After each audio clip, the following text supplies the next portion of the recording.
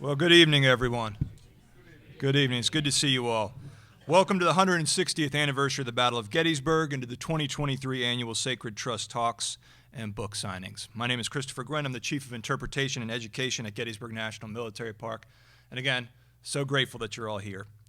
The National Park Service is pleased to collaborate with the Foundation to invite renowned Civil War historians, authors, rangers, licensed battlefield guides, and experts to participate in the Sacred Trust and to share their unique perspective with our visitors. And as evinced by today's commemorations, interest in the American Civil War and the Battle of Gettysburg is alive and well. The hikes on the battlefield today saw their largest crowd sizes since the 150th, and the Sacred Trust lectures out in the front lawn were some of the best that I've seen during my time at Gettysburg.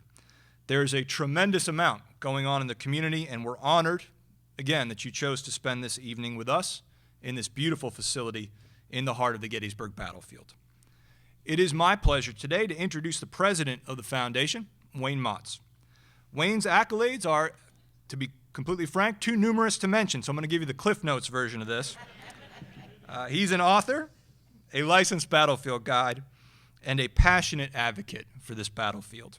As president of the Foundation, he is the National Park's primary partner and leads a fantastic team of individuals that help make events like this, the Sacred Trust, possible. And it is my pleasure to introduce Wayne, who will then introduce our speaker for this evening. So please join me in welcoming Wayne Motts. Wow, good evening, ladies and gentlemen. The little kid that ran around the battlefield that gets to be the president of the Foundation. What a great honor. What a great honor it is. So, I love this place. I want to thank Chris and the whole National Park Service team, of course, the Gettysburg Foundation team, everybody working hard to bring this to you. And Chris still has a ranger out on the battlefield. We hope they can get that program done with the weather coming in, right? So he'll be over here checking to make sure that can happen, ladies and gentlemen. We had a wonderful day today, and we've got a wonderful evening this evening. We are so honored to have with us William C. Davis. And this topic, I think I told everyone, I asked Jack Davis to speak on this particular topic. So I hope you'll find it very, very interesting, something that he has a lot of knowledge behind and knows, and we're honored to have him with us. So let's talk a little bit here. William Jack Davis will discuss how the successes or failure of a democracy of war depends heavily on the relations between the commander-in-chief and its military chieftains. There is no question that Jefferson Davis's relations with his army commanders deeply impacted the conduct of the Confederate cause. For all the failures Davis had with Joseph E. Johnston, P.G.T. Beauregard, and others, his interaction with Lee was almost a model of which such a relationship should be, and both employed considerable restraint to make it work. And that's going to be the discussion of tonight's talk, the relationship between Davis and Robert E. Lee. Let's hear a little bit about our speaker this evening. William C. Davis is a retired executive director of the Virginia Center for Civil War Studies, professor of history at Virginia Tech, and formerly spent 31 years in editorial and marketing management in the book and magazine publishing industry. He's been consulted for numerous films and TV productions and senior advisor for A&E, History Channel, Civil War Journal. In other words, if you watched any program, many decades, there's no way you could miss not seeing our speaker at any one of these programs because he's been on every one of them. Davis is the author or editor of more than 50 books in the Civil War and Southern history, and most recently with Sue Heth Bell, the Whartons War, the Civil War Correspondence of General Gabriel C. Wharton and Anne Radford Wharton, 1863 to 1865. It's for sale out on the table. We'll talk a little bit more about that later. He is currently working with Ron Maxwell, director of the epic films Gettysburg and Gods and Generals, on 2 docudrama series for television. What does he do in his spare time? He comes to the Gettysburg Foundation. Thank you, Jack Davis. I'd like all of you to help us welcome Jack Davis.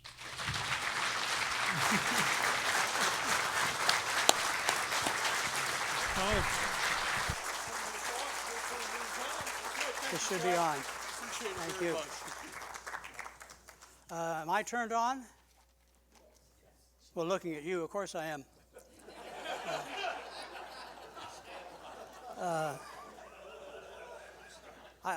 Tonight, I'll be the other man in a pink shirt. I didn't want Wayne to feel alone. Thank you all for coming. It's great fun to be here. Most of you don't know that for 31 years, I lived just 20 miles north of here in Mechanicsburg. And moved away in 2000. I went to Virginia, went native, married a local girl, beautiful young lady sitting right there at the end of the row.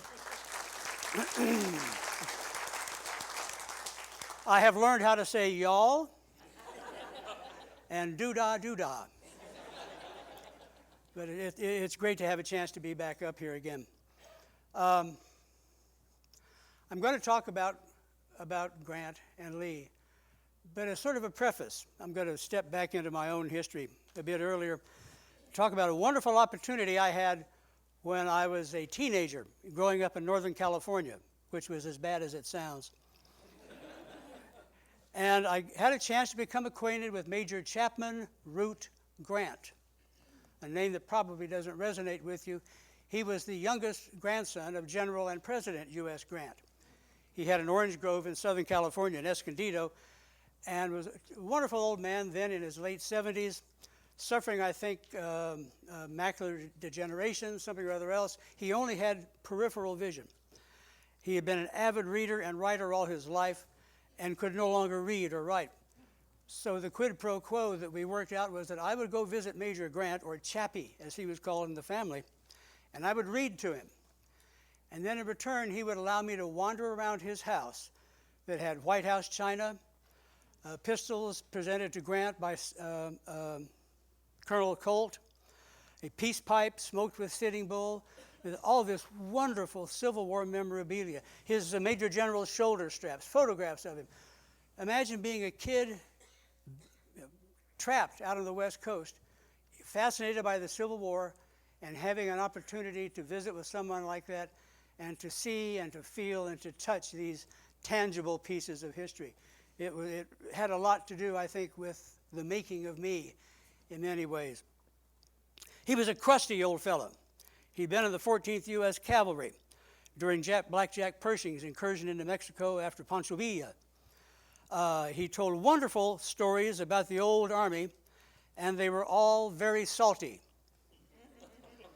And there was one in particular he liked to tell that he'd sort of seen and experienced. It dated back to the war with Spain in 1898, when suddenly, as is often the case, mobilization quickly takes place. There's a sudden need for lower and mid-level officers, and often men who may not have had much training or experience due to necessity would wind up being turned into lieutenants and captains.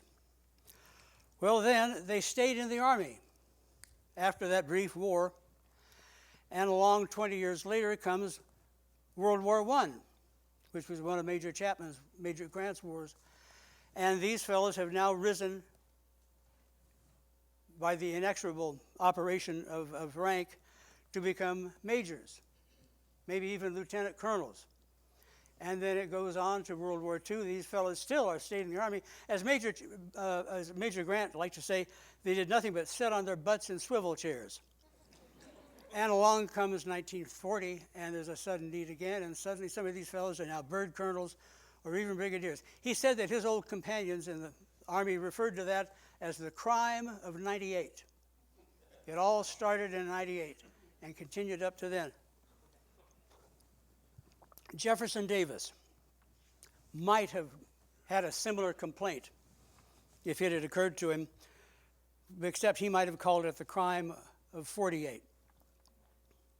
When he's faced with the task of putting together, virtually creating out of whole cloth, a military establishment for this new Confederacy, Davis has nowhere to look, of course, but to people who had already had some experience in the Army, and Davis, being a graduate of West Point himself, fully believed in and accepted the idea of a seniority system. Though, when he was Secretary of War under Franklin Pierce, one of our presidents who ranks even lower than William Henry Harrison, who only served for a month. And Pierce had 4 years and ranks lower than Harrison. Figure that out. Naturally, Davis is going to look at the highest ranking people who will come over to the South, and being hidebound, unfortunately, by the seniority system, he was not served very well by it. With the exception of the 7 or 8 men who will become full-rank generals, that is today in modern terms a 4-star general, almost none were really qualified for that rank and spent 4 years demonstrating that fact. You know, the senior general in the Confederate Army is Major Samuel Cooper, pronounced Cooper, who's from New Jersey. Hands up all you New Jersey Confederates.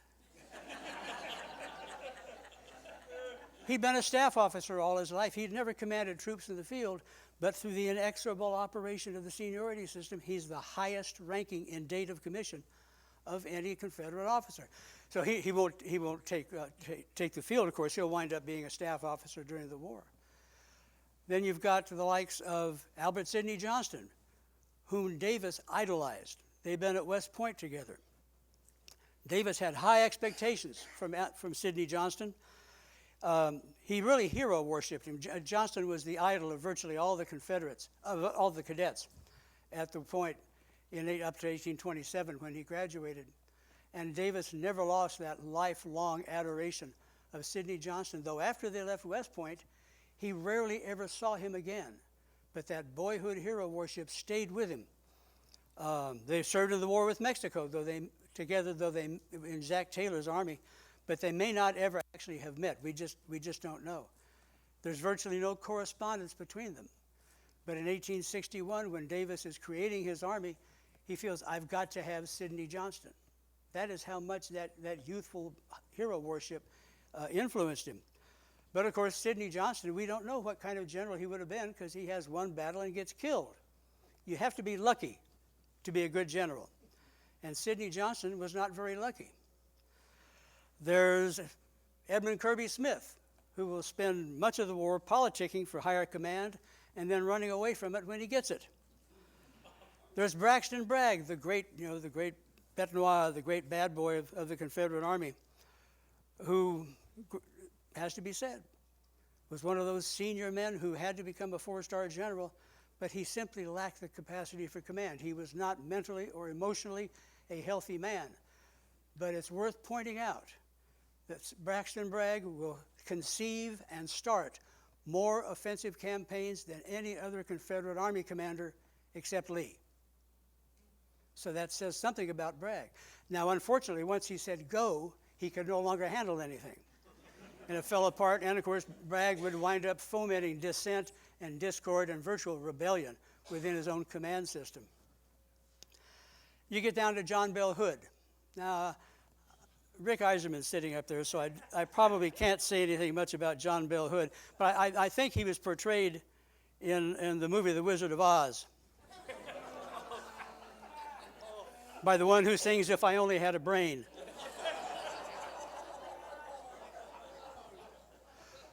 But following them, what you come down to are Pierre Gustave Toutant Beauregard. He's only that tall. He's not big enough for all that name. And he went by Gustave because he thought Pierre sounded too foreign.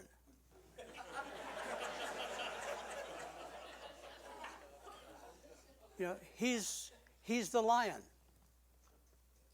who lacked a heart for the cause. No, he's the scarecrow who lacked the heart for the cause. The other one is Joseph E. Johnston, from whom people expected a great many things, but he's the lion. He lacks a heart for the cause.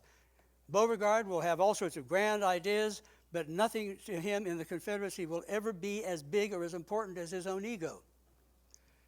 Joseph E. Johnston simply lacks the moral courage to be an army commander. He's terrified of starting something and losing and having to bear responsibility for failure. He's famous, supposedly, for being a crack shot with a rifle. Mary Boykin Chestnut, in her diary from Dixie, describes Johnston and her husband, James Chestnut, and others going out hunting one day. When they come back in, the others have brought in some birds or whatever they were after. Johnston didn't have one because the sun was always in his eyes or something spoiled his line of sight. He never took a shot. But his reputation as a great marksman was unimpaired because he hadn't missed anything. And that's Johnston the general. Out of all this cast, what you come up with is one man whom seniority put in Davis's hands to help fight his war, and that, of course, is Robert E. Lee, who is the shining exception. There is very little to bind these two together, Robert E. Lee and Jefferson Davis. Davis's background, he's a planter's son from Mississippi. Lee is an FFV, one of the old line founding families of Virginia.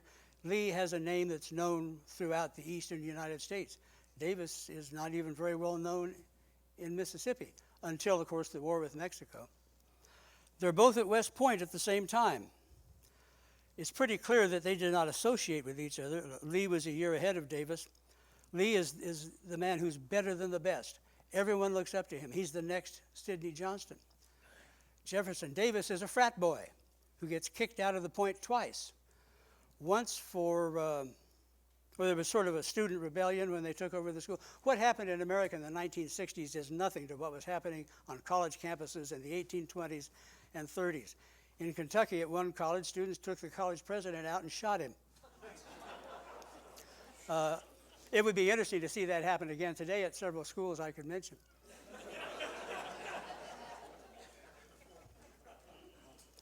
Davis had kicked out for being caught at Benny Haven's off-limits tavern for drunkenness. And another time he's sort of involved in this rebellion, except fortunately he was back in his dorm room being sick, so he didn't get caught up in the upheaval and managed to finish at West Point. This is not the kind of cadet with whom Robert E. Lee, no demerits Robert E. Lee, he actually had one, but you could work them off in those days. This is not the kind of man Robert E. Lee would necessarily associate with. So there's nothing to bind them during their West Point days. So far as we can tell, they may never have met when they were in the old army prior to the war with Mexico.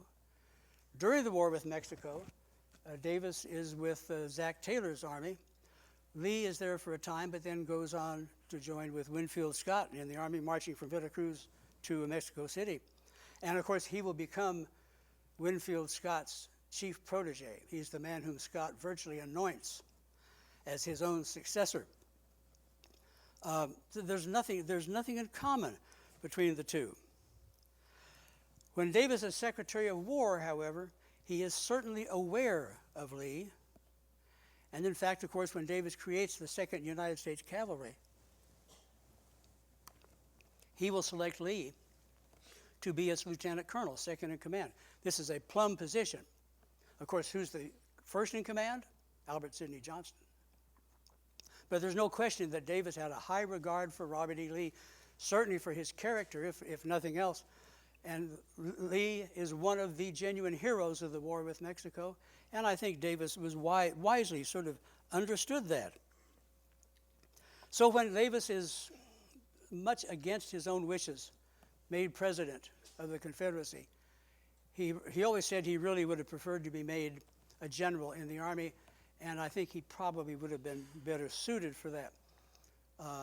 There was a book around back, management text, back in the 1980s or 90s called The Imposter Complex, about men and women who keep getting promoted through the ranks until they reach their level of incompetence. They're promoted one rank above where they ought to be. I'm very familiar with that. It's happened to me several times. I think Jefferson Davis was not the most self-aware of men at times, but I think he was aware that he was not cut out to be a chief executive. He had the instincts of a bureaucrat. That's not a criticism. Governments cannot function without bureaucrats. But bureaucrats generally do not make very good executives. And Davis will always be at heart, I think, a bureaucrat. And understanding that, he would have preferred to be in the Army rather than being president. But that's what history doomed him to be. And so when he has to put together this new military establishment, he calls on Samuel Cooper, Albert Sidney Johnston, P.G.T. Beauregard, Bragg, all these others. But he's only president for 5 days before he sends word to Virginia to ask what Robert E. Lee is going to do. Virginia has not yet seceded at that point. And Davis will keep his eye on Lee right up to the point that Virginia secedes. Lee then, of course, becomes the commanding general of the Virginia state forces, which will eventually, not eventually, rather quickly, be absorbed into Confederate state forces. So Davis is going to have Lee as one of his premier generals, and through that seniority system, by date of rank, Lee is going to come in ranking right behind Albert Sidney Johnston and Joseph E. Johnston. So Lee's got pretty decent high rank going into it, though it would appear that Davis may not have conceived of Lee as being a line soldier, a line commander, because he'll bring him to Richmond when the Confederate capital moves there and make him essentially, pardon me, his chief military advisor, which was a smart move for Davis, probably a very frustrating move for Lee, who would have preferred to be out in the field rather than operating under the eye and under the thumb of Jefferson Davis or any other president. He'll even for a time be given the title of general-in-chief, though don't be fooled by that. That doesn't mean he's really in charge of all the other generals. It's essentially a supernumerary position with almost no power over the other armies of the Confederacy, or over any of the armies of the Confederacy, in fact. When Lee finally does get a field command, he's sent out to what was then called Western Virginia, now West Virginia, which was a troubled place, which, like so many parts of the Confederacy, was troubled because two competing Confederate commanders, Henry Wise and William Loring, and some others over time, and John B. Floyd, each have tiny little commands that they think should be bigger than everybody else's. Size isn't everything, and it certainly wasn't there. They don't get along with each other, so there's no concert of command, with the result that Lee is sent out to take command, and Lee does not succeed. His performance in Western Virginia is not exactly stellar. It very well, in some cases or in some circumstances, might have eclipsed him, the way it pretty much did John B. Floyd and William Loring and Henry Wise. But he survives that somehow and is then reassigned to Charleston, South Carolina, where his skill as an engineer really comes into play. You probably have all heard the stories about Lee's soldiers complaining that they were sitting around digging fortifications, digging earthworks. They called him Spades Lee or Granny Lee. That's not the image that we would have today of Robert E. Lee, but he's building the defenses for one of the Confederacy's most important positions and does an excellent job of it. As you all know, Charleston will not fall to the Federals until virtually the last couple months of the war. So Lee comes back from that with some credit, and Davis asks him to come back to Richmond again as his chief military advisor. And then something fortuitous happens. By this point, the major Confederate army in Virginia was actually called the Army of the Potomac originally, but now it's not yet the Army of Northern Virginia, but it is what will be the Army of Northern Virginia, and it is commanded by General Joseph E. Johnston, which means it constantly is showing its back to the Federals. Because Johnston's idea of command is to fall back for a better position. He may still be doing it today. I think he's somewhere on the Yalu River, heading toward, God only knows. But we come to Seven Pines, and arguably one of the two most fortuitous bullets ever fired by the Yankees from the point of view of the Confederacy hits Joseph E. Johnston. The other most fortuitous projectile is a cannonball that perforated General Leonidas Polk at Pine Mountain in 1864. Polk is the great Satan of Confederate high command. But Johnston's put out of action. G.W. Smith is briefly put in command, but has not a nervous breakdown, but he's clearly overwhelmed by this sudden responsibility. And as a result, he is replaced by Davis, who has no one to replace him with but Robert E. Lee. So Lee, all of a sudden, now has command of the major field army of the Confederacy. And here's where you first get an inkling of what Lee is going to be like as a general in a civil democracy subordinate to the commander-in-chief. Beauregard would have said, well, I'm going to march all around the world and I'll be the next Napoleon and we'll win in a fortnight. Johnston would have given no idea what sort of plans he had at all and then fallen back. When Davis asks at a council of generals, what shall we do in this position on the peninsula with McClellan's Army of the Potomac moving against him, Lee's first response is, what would you do? He solicits the president's advice. And that sets the tone, really, for their relationship throughout the balance of the war. Lee will ask Davis what he thinks they should do. What happens in the 7 days? Of course, Lee takes responsibility. He's not afraid to take chances. He makes big mistakes. He makes some big gains.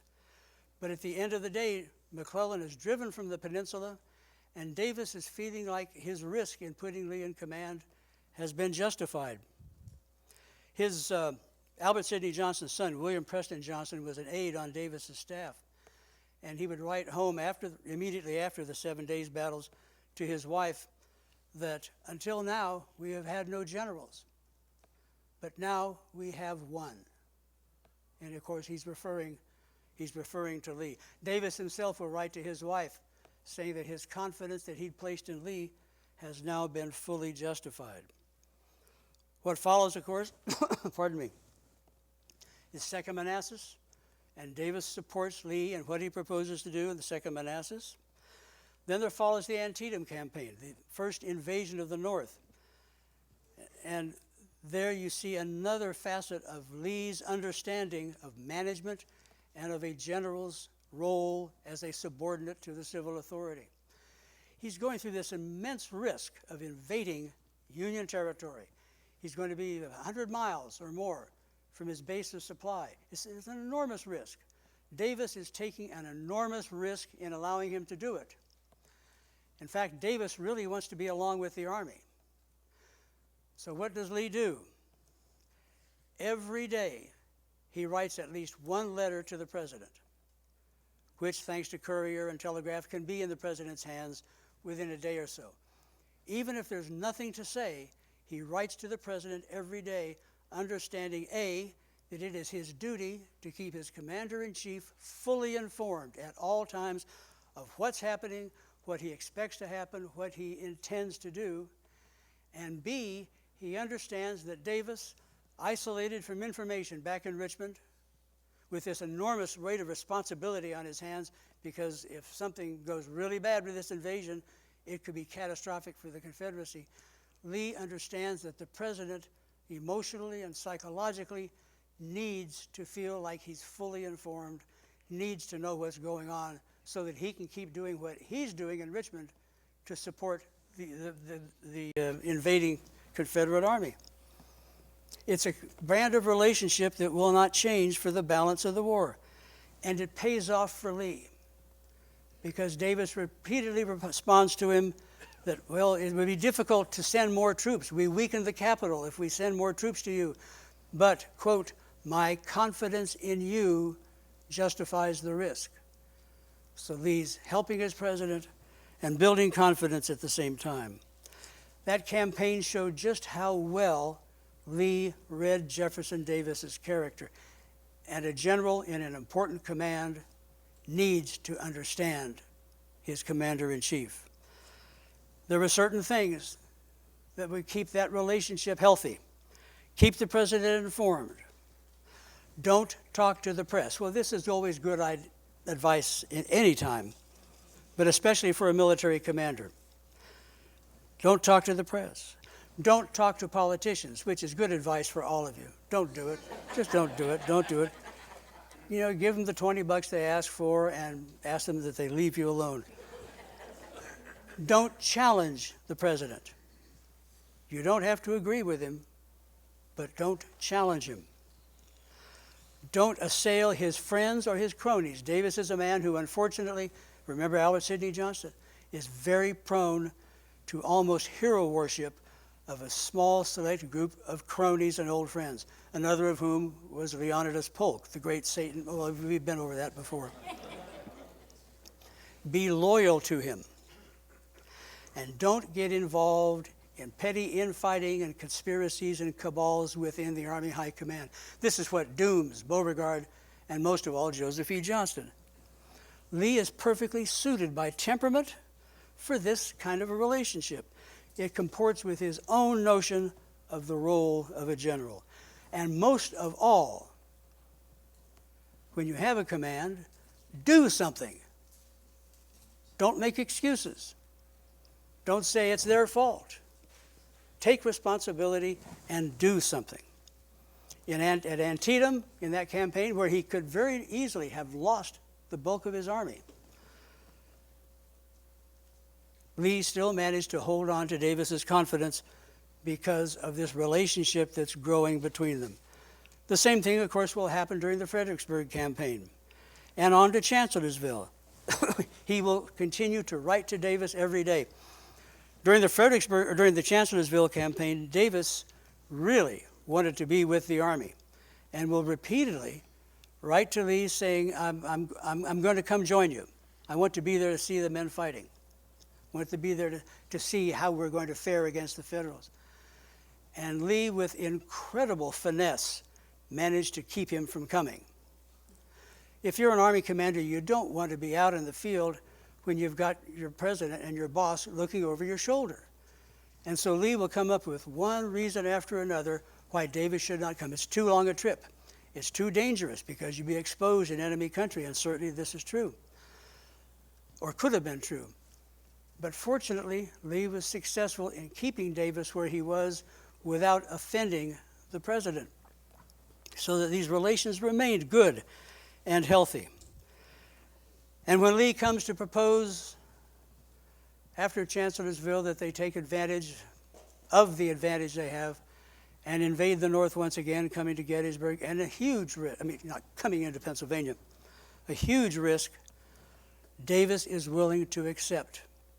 Not only does he not give advice, when he does write to Lee, and he only writes to him a couple of times during that campaign, it is simply to say, what more can I send you?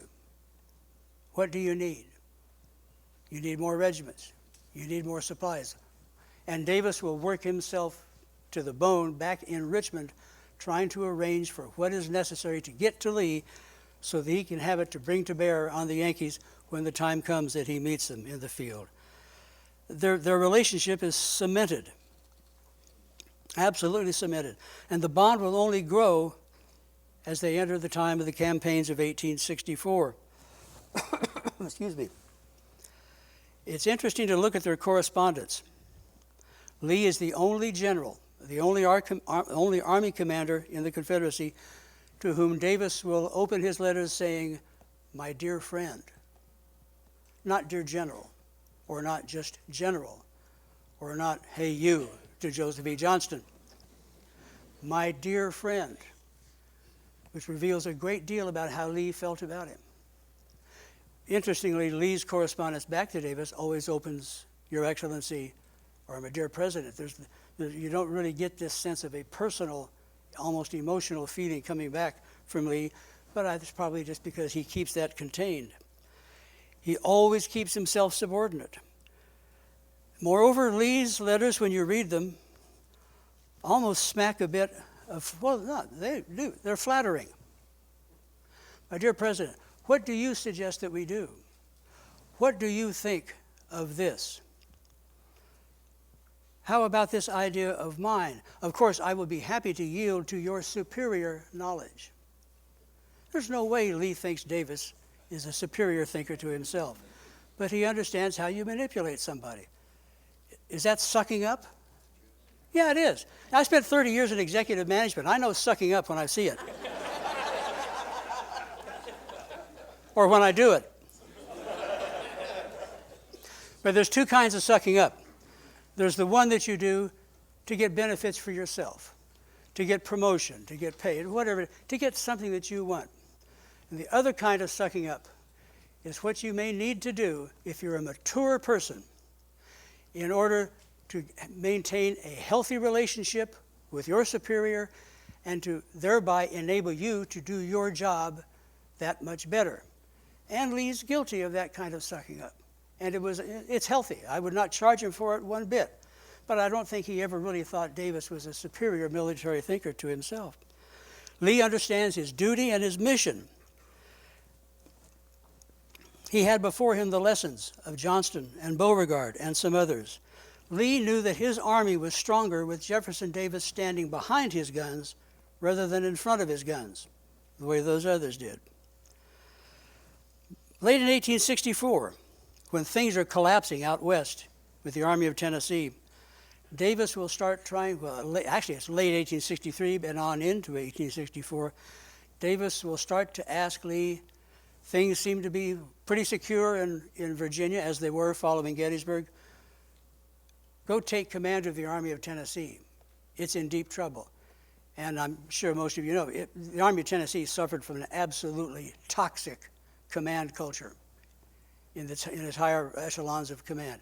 It was just doomed almost from mid-1862 to the end of the war.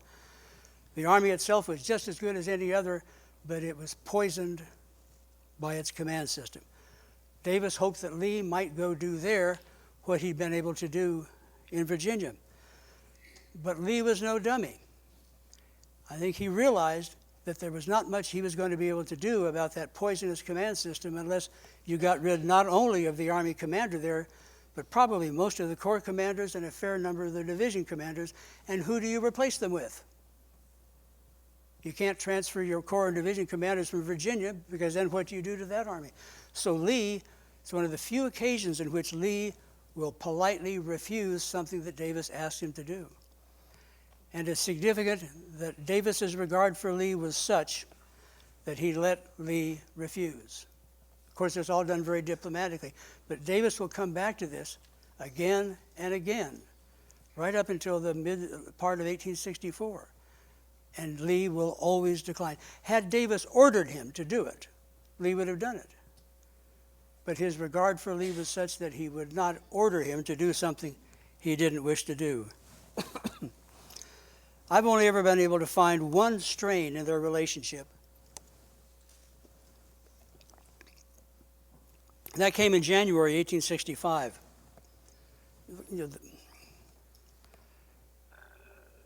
Lee's been bottled up at Petersburg for months.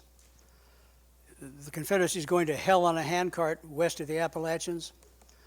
Jefferson Davis is faced by conspiracies within his own capital. There are politicians calling for his removal from office by impeachment, if necessary, by force, if they have to. There are people who've even spoken of removing Davis from office and installing Lee as dictator. I mean, things are really bad in Richmond. Lee's under enormous pressure. And on one day, I'm not sure what day it was, but it's in January 1865, Davis asks Lee if he would come to Richmond to confer. He's been calling Lee to Richmond from the lines around Petersburg repeatedly to confer about this and that. Often, I think it was probably as much for emotional support and hand-holding, figuratively, as anything else. And this part of January 1865, Lee didn't feel he could take his eye off the ball, and so he wrote back saying he was too busy to do so. And if the sources we have can be believed, Davis, his feelings apparently were hurt. And he responded, "Never mind, I will not ask you again in future to do so." It's almost like the response of a hurt child who has been told by the person he loves that he can't have what he wants. I think Davis just needed his friend there to hold his hand, figuratively, to give him some moral support. And when Lee said no, it just sort of, for a time, the relations are strained. There's a period of a couple of weeks there where the letters to Lee no longer open, "My dear friend," but it's "Dear General" instead. And Lee himself seems to have realized what had happened, because he very quickly will make an excuse to come to Richmond soon afterward in order to meet with Davis. And whatever hurt feelings there were are soothed over. Davis just needed his friend. The last met on April 2nd, 1865, just as Davis and his cabinet are leaving Richmond as the capital is about to fall. Lee, of course, will go on to Appomattox a week later. Davis will never blame Lee for Appomattox. He refused to believe for a time, in fact, that Lee had been forced to surrender. He simply couldn't get his head around the idea that this great general, this man whom he, in some great degree, idolized, had been forced to capitulate. But, of course, he had. Following the war, they have two very different divergent paths, and what happens after the war also illustrates the interesting dynamics of this relationship. Lee, as you know, of course, comes to Richmond, then back to Lexington, where he takes the presidency of Washington College. And in 1870, just 5 years later, he's dead. Davis is imprisoned for a time, is brought before for trial, but a null pros is issued, and the trial's never consummated. Davis will wander in Canada and Europe for a time, finally settle in Biloxi, and then later in New Orleans. For Lee's good, he died too soon. For Davis's good, he probably lived too long, because he now has to spend the balance of his life, more than 20 years, trying to defend the Confederacy, trying to rationalize what he had done, what the cause had done. It's interesting to note that during that time, after the war, they will only meet once. And that is when Lee is called to Washington to testify in the effort to try Jefferson Davis for treason. And it says a great deal for Lee what he did on that occasion. I'm sorry, he was called to Richmond. He gave testimony at Davis's trial. The prosecution will try to get him to lay all the responsibility for his campaigns onto Jefferson Davis. Lee will say again and again, I and only I am responsible for all I did during the war. And he will go on to say, if I were the president, I would not have chosen to do anything that I did not already do. He refuses to point a finger at Davis.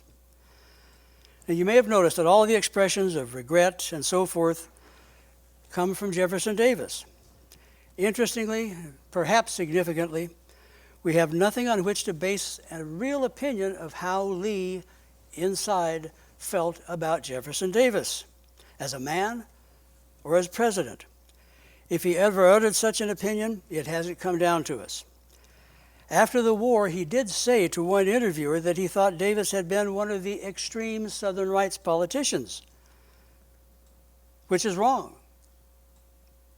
Davis was not an ardent secessionist. He was a little slow to come to secession. He also said that he feared Davis's tendency toward controversy hurt the cause when it came to Joe Johnston and P.G.T. Beauregard, which again I think shows a failure of understanding on Lee's part of just what Johnston was capable of. Beyond that, Lee may simply have been indulging his practice of not speaking ill of anyone. Yet neither did he ever speak in praise of Jefferson Davis. That in itself may be suggestive, because Lee rarely withheld praise. In the end, we can probably surmise that Lee never really felt that his relationship with Davis was anything more than a professional one. But if so, I think it was a magnificent working arrangement. Lee was a better judge of men than Davis. He read the president perfectly, and he knew precisely how to work with him by remaining subordinate at all times and thus managing Davis instead of being managed by Davis. Davis gave Lee everything he asked for if it was in his power, and as a result, Lee gave Davis respect and he gave him victories. There was, in fact, I think, a classic commander-in-chief, general-in-chief relationship, perhaps equaled only by Grant and Lincoln, and likely not surpassed until FDR and George Marshall. In writing to his brother in 1863, Jefferson Davis had said, "A general in the full acceptation of the term occurs only once in a generation. In this great contest in which we are engaged, I have need of half a dozen." In the end, he only got one, Robert E. Lee. Davis will spend most of the 3 years after Appomattox abroad. He was just returning to the United States when he learned of Lee's death. Coming as it did on the top of the death of his brother Joseph Davis a few days before, the effect of the news threw Davis into depression, and for once in his rather verbose life, he was at a loss for words. "Lee was my friend," he wrote in his anguish, and in that word is contained all that I could say of any man.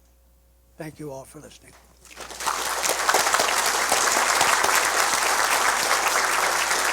Jack, thank you very much. We really appreciate it. My pleasure. Thank you. We're going to take off the microphone. Oh, Or, it's up here. well, we'll get it from the outside. Okay, but thank you. We're going to ask you to get up to the table, to get up there and sign before everybody gets around you here.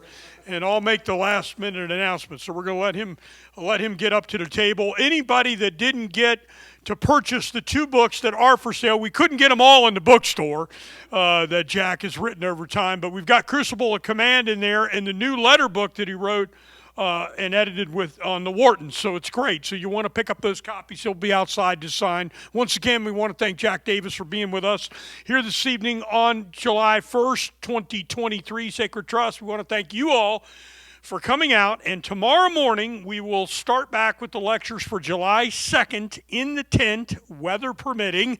And we have a backup plan if the weather does not permit, at 9:30 in the morning tomorrow morning with Dr. Brian Steele Wills, who will be talking on William Dorsey Pender. So we're an equal opportunity employer here at the Gettysburg National Military Park and the Gettysburg Foundation. We have Union and Confederate topics.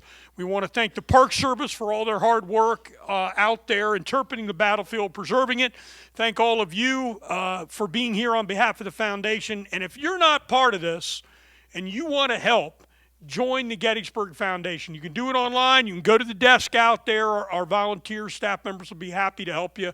We really appreciate that help because it's people just like you all that make all of this possible to go around and get this battlefield preserved and interpreted. So thank you so much. We hope you have a great evening, and we will see you back here tomorrow.